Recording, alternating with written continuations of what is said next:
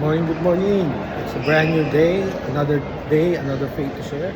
So ngayon nandito ako sa College of ICU kasi sinusuportahan ko yung anak ko, finals na ngayon. So anyways, alam niyo kung buhay natin is like para tayong mga estudyante na tinuturuan ng Panginoon. Dumadaan tayo sa test, sa mga pagsubok.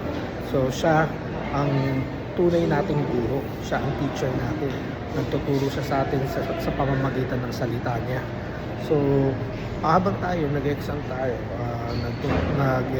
dumadaan tayo sa pagsusulit, nandiyan siya upang magbantay para sa atin.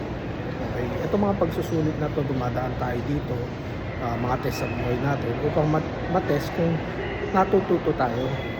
Okay? Siyempre, if gusto natin matuto, kailangan mag-aral din tayo.